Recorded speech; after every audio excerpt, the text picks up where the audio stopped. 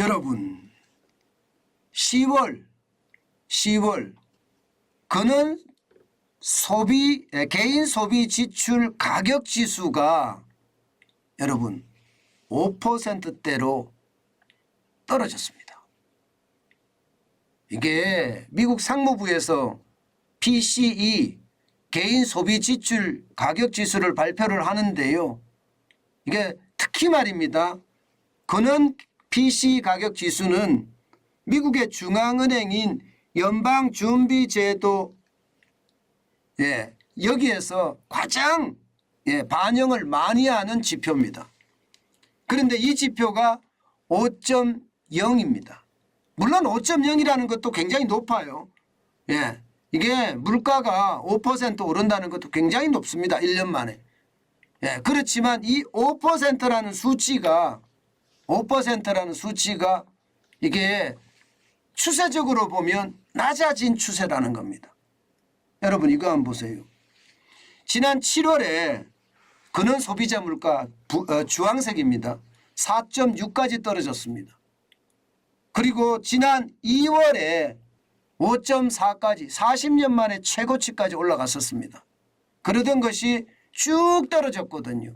그래서 물가 정점 지났다. 이제 상승은 더 이상 없다. 이렇게 이야기를 했다가 8월에 다시 4.9%, 9월에 5.2%까지 계속 올랐거든요.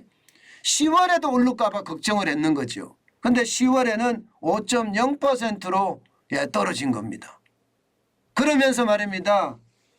시장 전문가들 또 시장 투자자들 이런 사람들 이야기가 이제 미국에서는 물가 상승의 정점을 지났다 이렇게 해석하고 있습니다. 왜 이렇게 해석하느냐? 제롬 파월 연방준비제도 의장이 12월 14일 날 금리에 대한 속도 조절을 시사를 했습니다.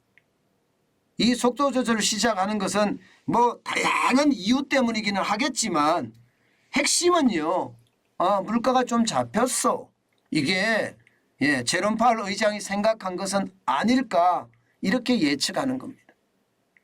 여기에다가 이게 근원 소비자 물가는 기본적으로 일시적인 거 있잖아요. 일시적인 거. 유가라든가 이렇게 일시적입니다. 이거 뺀 겁니다. 그리고 계절적인 거 있죠. 농산물 같은 거. 이것도 뺀 겁니다. 순수하게 물가가 어떻게 돌아가느냐 나타내는 지표가 근원입니다. 뿌리근자의 근원 소비자 물가입니다. 그런데 그게 꺾였다는 거예요. 그런데 이 일시적이나 혹은 말입니다. 이게 계절적인 것까지 다 포함을 했을 경우에도 지금 보면 떨어지고 있습니다. 지난 6월에 7% 올라가더니 최고치까지 찍었습니다. 그러더니 말입니다. 그 이후로 떨어지고 지난 9월에 6.3%였던 것이 10월에는 6.0%까지 떨어지니까 시장은 비로소 안도한다. 뭐 이렇게까지 이야기할 수 있는 거죠. 지난 6월에 7%라는 수치가 40년 만에 최고치였거든요. 그런데 지금 10월에 6%까지 떨어지니까 시장은 좀 더 나아지고 있는가 보다. 지금 이렇게 생각하고 있는 거지요. 자, 여러분 이렇게 물가가 떨어지니까 이제는 금리를 더 이상 올리지 않고 경기를 어떻게 하면 방어하겠다. 경기가 더 침체하지 않게 방어하겠다는 게 지금 제롬 파월 연방준비제도 의장의 생각인 것 같습니다.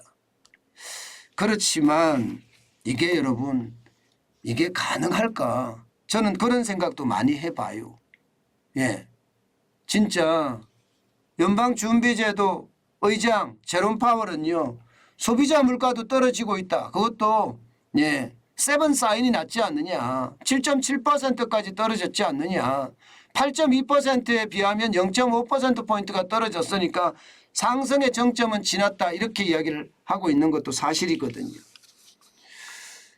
그렇지만 저는요. 아직까지 안심할 단계는 아니라고 생각을 합니다. 이게 PC 개인 소비 지출 물가가 떨어졌다고 또 CPI라고 하는 미국 소비자 물가가 떨어졌다고 하더라도 이게 또 말입니다. 공급망의 교란이 아직 끝나지 않았기 때문에 러시아의 어떤 우크라이나 침공이 아직 끝나지 않았기 때문에 게다가 이제 겨울로 접어들거든요. 그러면 이 난방비에 대한 어떤 부담이 굉장히 커지는 것도 사실입니다. 그렇기 때문에 정점은 지났다고 할 수 있을지는 모르겠으나 물가의 상승률 고공행진은 앞으로도 간다. 저는 그렇게 생각합니다. 그만큼 말입니다. 시장의 불안감은요. 저는 커질 수 있다고 생각해요. 제가 여러분들에게 계속 말씀드리는 고금리와 이게 고물가는 앞으로 쭉 간다고 말씀을 드렸습니다. 한동안 간다. 그 한동안이 아마 이제 시장에서도 아마 영향을 미칠 겁니다.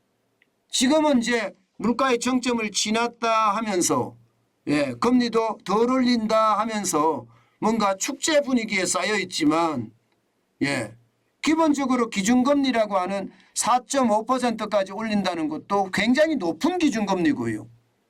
물가가 5%, 6%, 소비자 물가가 7.7%, 7% 이렇게 유지한다는 것도 이게 높은 물가거든요. 때문에 이제는요. 냉정을 찾을 필요가 있거든요. 뭔가 분위기에 따라서 휩쓸려서 쭉쭉 가는 것이 아니라 이제는 냉정을 찾아서 시장을 실적 중심으로 볼 때가 됐다 이렇게 생각을 합니다. 그래서인지 말입니다. 오늘 미국 증시도 굉장히 많이 변했습니다. 굉장히 많이 변했어요. 보시는 것처럼 나스닥이 0.13 올라가는 데 그쳤습니다. 어저께는 5% 가까이 올라갔잖아요. 0.13 올라가는 데 거쳐서 14.45 올라가서 11,482.45로 마감을 했고요. S&P 500 지수, 블루칩 지수는 강보합으로 마감했습니다. 0.09% 떨어졌어요. 3.54가 빠져서 4,076.57로 지금 마감을 했습니다. 다우산업 지수는 좀 더 빠졌습니다. 0.56이 빠져서 194.76이 빠졌습니다. 34,395.01로 마감했거든요. 저는 이것을 보면서 말입니다. 제가 느낀 것은 그래요. 결국은 이게 고금리와 고물가 그 속에 기업의 실적 이제는 현실로 돌아오는 것은 아닐까. 구름 위에서 계속 놀다가 거품을 타고 놀다가 말입니다. 이제 현실을 보게 되는 것은 아닌가. 저는 그런 생각 많이 해봅니다. 분명한 것은요. 떨어졌다. 금리도 낮춘다 하지만 그 자체가 이미 높은 수치이기 때문에 결국 실적에 문제가 생길 거고 실적에 대한 쇼크가 오면 또 시장은 한바탕 회오리가 몰아치겠죠. 저는 그렇게 인식합니다. 그만큼 말입니다. 시장의 불안감 커진다. 그렇게 예상하고 있습니다. 여러분 투자는요. 너무 불안할 때 투자하는 거 아니라는 거. 현금을 쌓아가는 게 중요하다는 거. 제가 또 한 번 말씀을 드립니다.